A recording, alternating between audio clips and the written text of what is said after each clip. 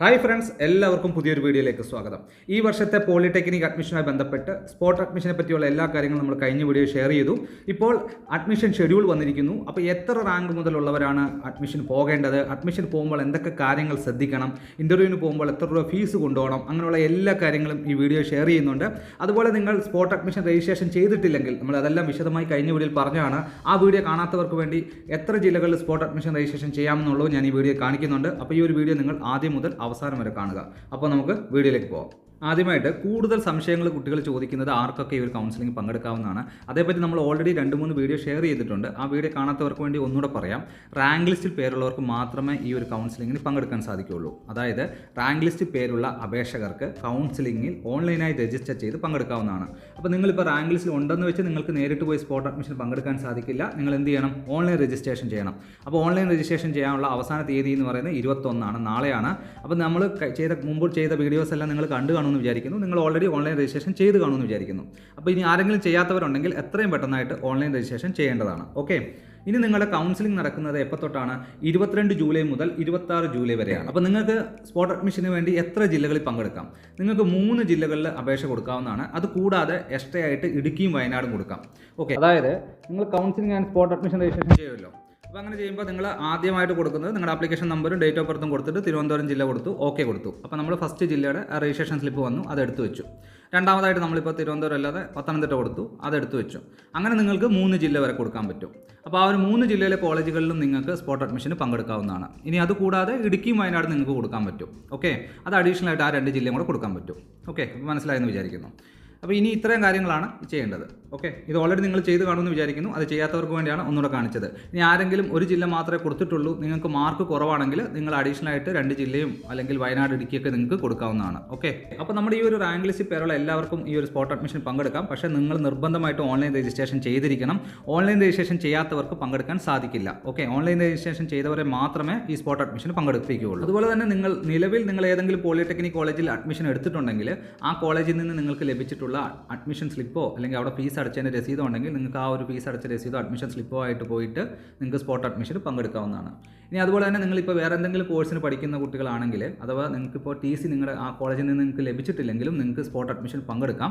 നിങ്ങൾക്ക് spot admission ലഭിച്ചതിന് ശേഷം നിങ്ങൾ ഈ ഒരു TC മേടിച്ചാൽ മതി. കാരണം നമുക്ക് സ്പോട്ട് അഡ്മിഷൻ ലഭിക്കുമെന്ന് അറിയില്ലല്ലോ. നമുക്ക് സ്പോട്ട് അഡ്മിഷൻ കിട്ടുമ്പോൾ ആ സമയത്ത് നിങ്ങൾ TC മേടിച്ച് ഇവിടെ ഹാജരാക്കിയാൽ മതി. അതിനുള്ള സമയം അനുവദിക്കുന്നതാണ്. ഓക്കെ, ഇനി ഒന്നിൽ കൂടുതൽ ജില്ലകളിൽ ഒരേ സമയം പങ്കെടുക്കാൻ ആഗ്രഹിക്കുന്നവർ നിശ്ചിത മാതൃകയിലുള്ള പ്രോക്സി ഫോം, അതായത് അപേക്ഷകനും രക്ഷിതാവും ഒപ്പിട്ടത് ഹാജരാക്കേണ്ടതാണ്.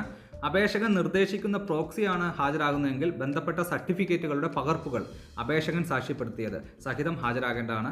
എന്നാൽ അപേക്ഷകൻ ഹാജരാകുന്ന ജില്ലയിൽ സർട്ടിഫിക്കറ്റുകളുടെ ഒറിജിനൽ നിർബന്ധമായി കൊണ്ടുവരേണ്ടതാണ്.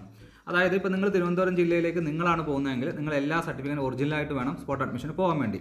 മറ്റൊരു ജില്ലയിൽ ഇപ്പോൾ പത്തനംതിട്ട ജില്ലയിൽ നിങ്ങളുടെ രക്ഷിതാവാണ് പോകുന്നതെങ്കിൽ നിങ്ങളുടെ രക്ഷിതാവിൻ്റെ നിങ്ങൾ എന്ത് ചെയ്യണം? സർട്ടിഫിക്കറ്റിൻ്റെ എല്ലാം കോപ്പി കൊടുത്തു വിടണം. അതിൽ നിങ്ങൾ പേരെഴുതി ഒപ്പുവെക്കണം. നിങ്ങൾ പേരെഴുതി ഒപ്പുവെക്കുമ്പോൾ അത് സെൽഫ് അറ്റസ്റ്റ് ആവും. നിങ്ങളുടെ എല്ലാ സർട്ടിഫിക്കറ്റിനും താഴെ നിങ്ങളുടെ പേരെഴുതുക, ഒപ്പിടുക. അപ്പോൾ അത് സെൽഫ് അറ്റസ്റ്റ് ചെയ്തു. സെൽഫ് അറ്റസ്റ്റ് ചെയ്ത കോപ്പിയുമായിട്ട് വേണം നിങ്ങളുടെ രക്ഷിതാവ് പോകാൻ. അപ്പോൾ രക്ഷിതാവിൻ്റെ കയ്യിൽ ഈ ഒരു പ്രോക്സി ഫോമും ഉണ്ടായിരിക്കണം. അപ്പോൾ പ്രോക്സി ഫോം എവിടെ നിന്ന് ഡൗൺലോഡ് ചെയ്യുന്നുള്ളത് ഞാൻ കാണിച്ചു തരാം.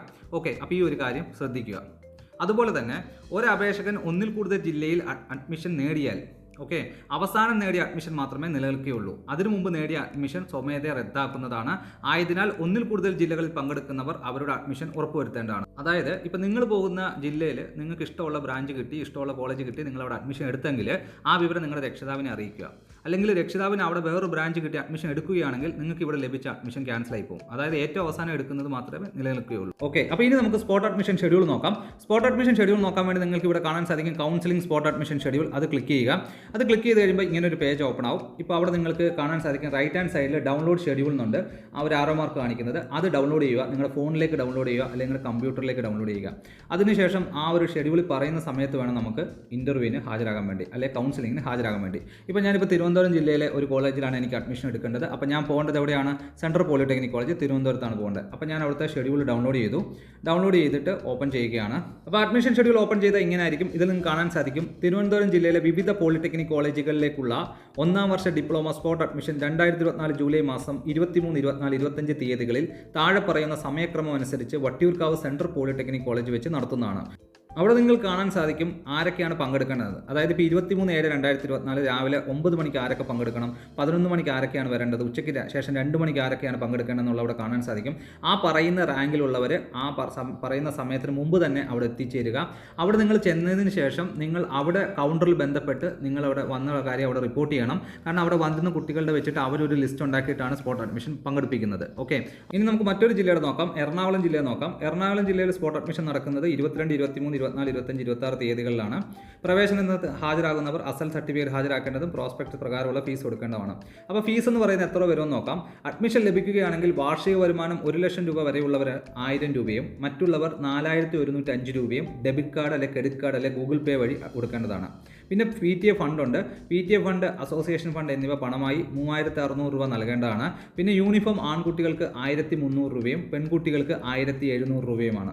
ഓക്കെ, അപ്പോൾ ഈ ഒരു ഫീസ് ഡീറ്റെയിൽ നിങ്ങൾ മനസ്സിലാക്കുക. നിങ്ങൾ ഏതിലാണോ വരുന്നത് ആ ഒരു അതനുസരിച്ചിട്ട് ഇപ്പോൾ 1 ലക്ഷം രൂപയുടെ മേളിലാണ് നിങ്ങളുടെ വരുമാനമെങ്കിൽ നിങ്ങൾ കൊണ്ടുപോകേണ്ട ഫീസ് ഡീറ്റെയിൽ എത്ര എന്നതിൽ പറയുന്നുണ്ട്. 1 ലക്ഷം രൂപ താഴെയാണെങ്കിലുള്ള ഫീസ് ഡീറ്റെയിലും പറയുന്നുണ്ട്. അപ്പോൾ നിങ്ങൾ ഓരോ ജില്ലയുടെയും അഡ്മിഷൻ ഷെഡ്യൂളിൽ അത് പറയുന്നുണ്ട്. അപ്പോൾ അത് നിങ്ങൾ കൊണ്ടുപോകേണ്ടതാണ്.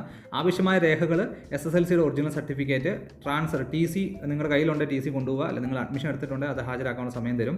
സ്വഭാവ സർട്ടിഫിക്കറ്റ്, ജാതി, വരുമാനം എന്നിവയുടെ ഒറിജിനൽ സർട്ടിഫിക്കറ്റുകൾ, പ്രത്യേക കോട്ടയോ റിസർവേഷൻ ഉണ്ടെങ്കിൽ അത് തെളിയിക്കുന്ന സർട്ടിഫിക്കറ്റ്, ആധാർ കാർഡ് കോപ്പി. അപ്പോൾ ഈ സർട്ടിഫിക്കറ്റ് എന്തൊക്കെയാണെന്നുള്ളത് നമ്മൾ കഴിഞ്ഞ വീഡിയോ ഷെയർ ചെയ്തിട്ടുണ്ട്. അപ്പോൾ നിങ്ങൾ അത് നോക്കിയിട്ട് നിങ്ങളുടെ റാങ്ക് വരുന്ന ആ സമയത്ത് തന്നെ അവിടെ ഹാജരാകുക. പറയുന്ന സമയത്തിന് ഒരു അരമണിക്കൂർ മുമ്പ് തന്നെ അവിടെ എത്തിച്ചേരുക. ഓക്കെ, കൂടാതെ നിങ്ങൾ ഈ ഒരു സ്പോട്ട് അഡ്മിഷൻ രജിസ്റ്റർ ചെയ്തതിൻ്റെ ആ ഒരു രജിസ്ട്രേഷൻ സ്ലിപ്പ് കൂടെ എടുത്തോളുക. അത് നിങ്ങളവിടെ സ്പോട്ട് അഡ്മിഷന് ചെല്ലുന്ന സമയത്ത് നിങ്ങളോട് രജിസ്ട്രേഷൻ സ്ലിപ്പ് ചോദിക്കാറുണ്ട്. അപ്പോൾ ആ ഒരു രജിസ്ട്രേഷൻ സ്ലിപ്പ് കൂടെ എടുത്തോളുക. ഓക്കെ, അപ്പോൾ ഇതുപോലെ നിങ്ങൾ ഏത് ജില്ലയിലേക്കാണ് അപ്ലൈ ചെയ്തേക്കുന്നത് ആ ജില്ലയുടെ അഡ്മിഷൻ ഷെഡ്യൂൾ നോക്കിയിട്ട് ആ പറയുന്ന സമയത്ത് ആ പറയുന്ന ഡോക്യുമെൻസും ഫീസുമായിട്ട് നിങ്ങൾക്ക് അവിടെ ഹാജരാകാവുന്നതാണ്. അപ്പോൾ ഇനി നിങ്ങൾക്ക് ഈ ഒരു ഫീസിനെ പറ്റി എന്തെങ്കിലും നിങ്ങൾക്ക് സംശയം ഉണ്ടെങ്കിൽ അതാത് ജില്ലയിലെ ഹെൽപ്പ് ഡെസ്ക് നമ്പറുണ്ട്. നിങ്ങൾക്ക് ആ ഒരു നമ്പറിൽ വിളിച്ച് നിങ്ങളുടെ ഡൗട്ട് ചോദിക്കാവുന്നതാണ്. എല്ലാ കാര്യങ്ങളും ക്ലിയർ ആയിട്ട് അഡ്മിഷൻ ഷെഡ്യൂൾ പറഞ്ഞിട്ടുണ്ട്. അതല്ലാതെ നിങ്ങൾക്ക് എന്തെങ്കിലും സംശയമാണെങ്കിൽ നിങ്ങൾക്ക് അവിടെ കോൺടാക്ട് ചെയ്യാവുന്നതാണ്. ഓക്കെ, ഇനി പ്രോക്സി ഫോം എങ്ങനെ ഡൗൺലോഡ് ചെയ്യണമെന്ന് നോക്കാം. നിങ്ങൾക്ക് അവിടെ ഡൗൺലോഡ് എന്നൊരു ഓപ്ഷൻ കാണുന്നുണ്ട്. നിങ്ങൾ ആ ഒരു ഡൗൺലോഡ് എന്നുള്ള ആ ഒരു ലിങ്കിൽ ക്ലിക്ക് ചെയ്യുക. ഡൗൺലോഡ് എന്ന് ക്ലിക്ക് ചെയ്ത് കഴിഞ്ഞാൽ താഴേക്ക് വന്നു കഴിഞ്ഞാൽ നിങ്ങൾക്ക് കാണാൻ സാധിക്കും ഫോം ഓഫ് ഓതറൈസേഷൻ ലെറ്റർ. നിങ്ങൾ ആ ഫോം ഓഫ് ഓതറൈസേഷൻ ലെറ്റർ എന്നുള്ളത് ക്ലിക്ക് ചെയ്യുക. അത് നിങ്ങളുടെ മൊബൈലിലേക്കോ അല്ലെങ്കിൽ കമ്പ്യൂട്ടറിലേക്ക് ഡൗൺലോഡ് ചെയ്തിട്ട് അത് പ്രിൻ്റ് ഔട്ട് എടുക്കുക. പ്രിൻ്റ് ഔട്ട് എടുത്തിട്ട് അതിൽ പറയുന്ന ഡീറ്റെയിൽ എല്ലാം ഫില്ല് ചെയ്ത് നിങ്ങളുടെ ഫോട്ടോ ഒട്ടിച്ചിട്ട് അതുപോലെ നിങ്ങളുടെ പേരൻറ്റിൻ്റെ ഫോട്ടോ ഒട്ടിച്ചിട്ട് നിങ്ങൾ ആ ഒരു പ്രോക്സി ഫോമായിട്ട് നിങ്ങളുടെ രക്ഷിതാവിന് മറ്റൊരു ജില്ലയിൽ അഡ്മിഷന് പോകാവുന്നതാണ്. ഓക്കെ, ഫസ്റ്റ് സ്പോട്ട് അഡ്മിഷന് ശേഷം വരുന്ന വേക്കൻസികൾ ഫില്ല് ചെയ്യാൻ വേണ്ടി ഒരു സെക്കൻഡ് സ്പോട്ട് അഡ്മിഷൻ ഉണ്ടാകും. അപ്പോൾ സെക്കൻഡ് സ്പോട്ട് അഡ്മിഷനെ പറ്റിയുള്ള വീഡിയോ നിങ്ങൾക്ക് ലഭിക്കാൻ വേണ്ടി ചാനൽ ഒന്ന് സബ്സ്ക്രൈബ് ചെയ്തേക്കുക.